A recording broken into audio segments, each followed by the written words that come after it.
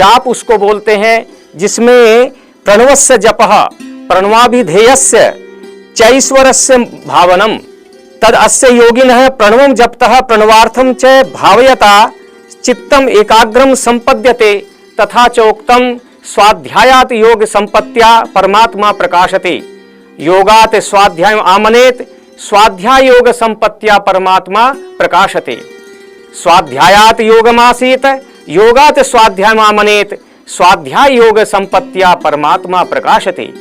महर्षि व्यास ने पतंजलि के उक्त सूत्र के भाष्य में ये श्लोक को लिखा है और इस श्लोक के माध्यम से उन्होंने समझाया है कि जो स्वाध्याय है, स्वाध्याय का मतलब जो प्रणव जप है, उस प्रणव जप से हम योग को प्राप्त करें।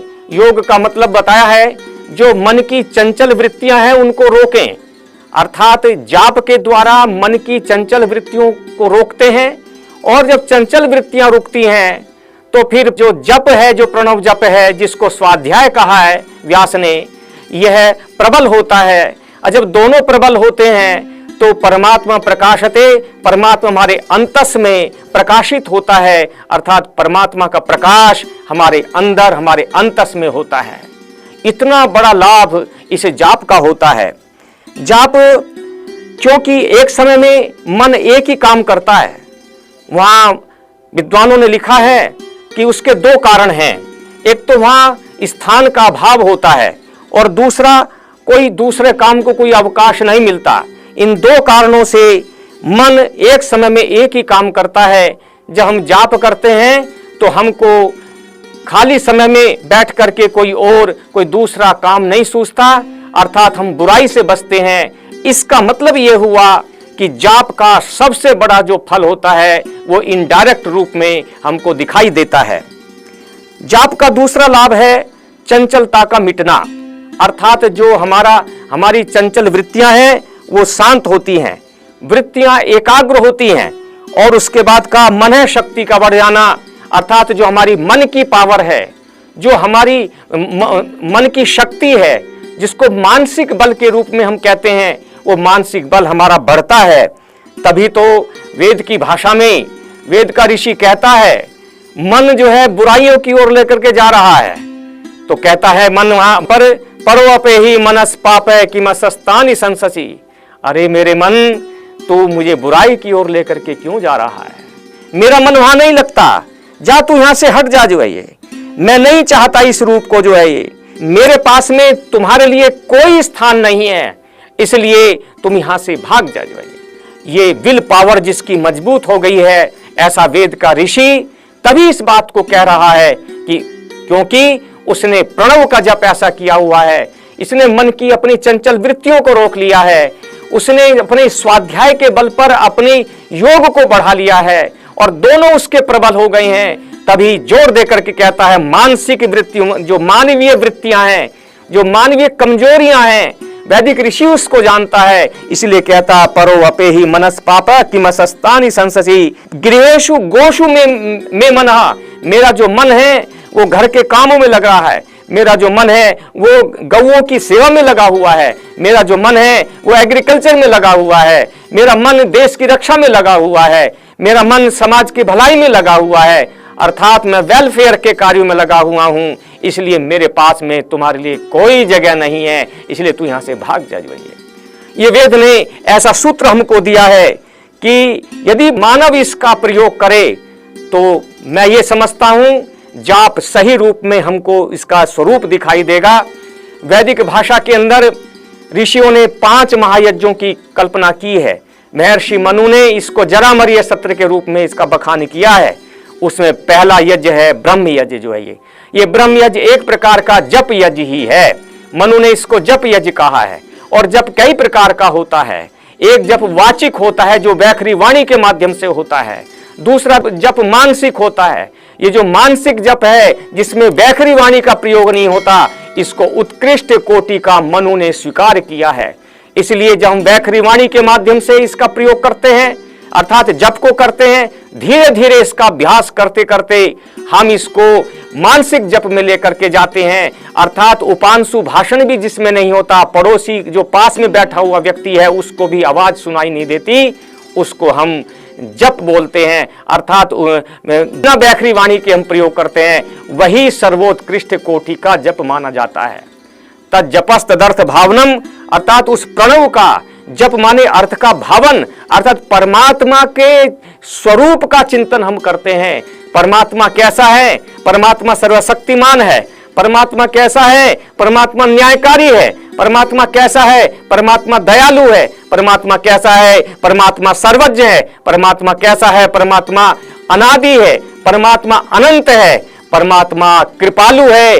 परमात्मा सृष्टि के कण कण में व्याप्त है। ये जो परमात्मा का स्वरूप है, जो स्वामी दयानंद सरस्वती ने अपने दूसरे नियम में बखान किया है कि ईश्वर सच्चिदानंद स्वरूप, निराकार, सर्वशक्तिमान, न्यायकारी, दयालु, अजन्मा, अनंत, निर्विकार, अनादि, अनुपम, सर्वाधार, सर्वेश्वर, सर्वव्यापक, सर्वांतर्यामी, अजर, अमर, अभय, नित्य पवित्र और जो सृष्टि करता है उसी की उपासना करने योग्य है। इस दूसरे नियम के अंदर अंतर्गत जो स्वामी दयानंद ने वैदिक संहिताओं के आधार पर जो परमात्मा का स्वरूप बखान किया है, ऐसे उस परमात्मा के स्वरूप का जो बखान है उसका हम चिंतन करें।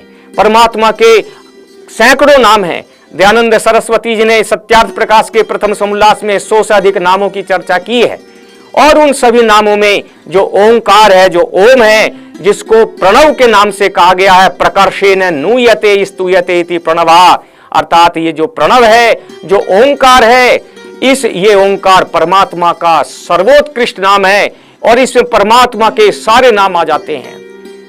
परमात्मा का मुख्य नाम ओम है और बाकी इसके गौण नाम हैं, इसलिए मुख्य नाम ओम जिसको प्रणव कहा गया है, इसका हम जब जाप करते हैं, और कैसा है वे परमात्मा, ओम का मुख्य जो अर्थ है वो है रक्षा करने वाला है। अब रक्षा करने वाला, अब जब अर्थ पर हम चिंतन करते हैं, जब हम जाप कर रहे हैं, अर्थ का भावन हो रहा है, परमात्मा के स्वरूप का चिंतन हमारे अंदर चल रहा है, तब हम उसके पीछे अपने को खड़ा पाएं, अर्थात उसको अनुष्ठान हम बोलते हैं। परमात्मा रक्षा करने वाला है, कोई मुझे मार नहीं सकता जिसका रक्षक परमपिता परमात्मा है। जब ये भावना मेरे अंदर आ गई और इसका अर्थ भावन मैंने कर लिया, अपने इसके पीछे मैंने अपने को खड़ा कर लिया, दुनिया की कितनी बड़ी शक्ति क्यों न तुम्हारे सामने आ जाए। तो जिस तरह से सिकंदर को सन्यासी ने लौटा दिया था, क्या कहा था? अरे सिकंदर, तुम मेरी धूप क्यों रोक रहे हो? जो तुम धूप दे नहीं सकते तो धूप को रोकने का भी अधिकार तुम्हारे पास में नहीं है। यह आत्मिक बल उसको प्राप्त हो जाता है, क्योंकि वह जानता है कि मेरी पालना करने वाला, मुझे बचाने वाला वो कौन है? वो ओंकार है। एक ओंकार सतनाम शिव वै गुरु, वह सर्वोच्च सत्ता है, वह सुप्रीम बीइंग है, इसलिए मेरा कोई बाल बांका कर नहीं सकता। जब मैं ऐसी भावना के वशीभूत होकर के, जो भावना मुझे जाप से प्राप्त हुई, अब मैं अपने को उसके पीछे खड़ा पाता हूं, इसको अनुष्ठान बोलते हैं। अनु का मतलब होता है पीछे, स्थान का मतलब खड़ा होना, अर्थात पीछे खड़ा होना, अर्थात जाप के अनुसार स्थिति को प्राप्त करना। जिस पद व मंत्र का जाप हमने किया या किसी मंत्रांश का जाप किया जाए, तद अनुसार अपनी स्थिति बना लेना, अपने जीवन को चला लेना, उसको कहते हैं अनुष्ठान। जैसा कि मैंने आपको एग्जाम्पल दिया ओमकार का। अब इसे ओम है, अब इसके बहुत सारे अर्थ हो सकते हैं। मैं इसको ऐसा विचारता हूं, इसमें एक आकार है, एक उकार है और एक मकार है। ये जो ओम है, ये मुख्य रूप से अवरक्षणे धातु से बनता है। पाणिनि ने धातु पाठ के अंदर एक धातु लिखी जो है अवरक्षणे। इस अवरक्षणे धातु से ओम बनता है, अर्थात जिसका रक्षा करने वाला ओंकार है, उसको कोई मार नहीं सकता। जब ये भावना मेरे अंदर आ गई तो मेरे अंदर उमंग आ गई, मेरे अंदर अदम्य उत्साह पैदा हो गया। अब मुझे कोई दुनिया की शक्ति हरा नहीं सकती। सज्जनों, इसको अनुष्ठान बोलते हैं। आप, ये तो एक आध्यात्मिक स्थिति हुई, ये आध्यात्मिक जगत के अंतर्गत ये है। यही स्थिति जब विद्यार्थी विद्या का अर्जन करता है, अपने गुरु के सम्मुख बैठ करके पढ़ता है और सही मायनों में विद्या का जप करता है और उस विद्या के पीछे अपने को पाता है, दुनिया की कोई ताकत ऐसी नहीं है जो उस विद्यार्थी को अपने विद्यालय में, अपनी यूनिवर्सिटी में, अपने इंस्टीट्यूशन में जो उसको सर्वोच्च नंबर लेने से जो उसको वंचित कर दे। जो है लेकिन स्थिति यह है, होना यह चाहिए कि हमें अपने को वैसा बनाना पड़ेगा, जो है तभी इसका लाभ हमको प्राप्त हो सकता है। हिंदू समाज के अंदर मैं ये देखता हूं कि यदि किसी के घर में मृत्यु हो जाती है तो वह क्या करता है कि पुरोहित को अर्थात कर्मकांडी व्यक्ति को बिठा करके 1 लाख गायत्री के जाप कराता है, या किसी को कोई बीमार हो गया महामृत्युंजय मंत्र का जाप कराता है।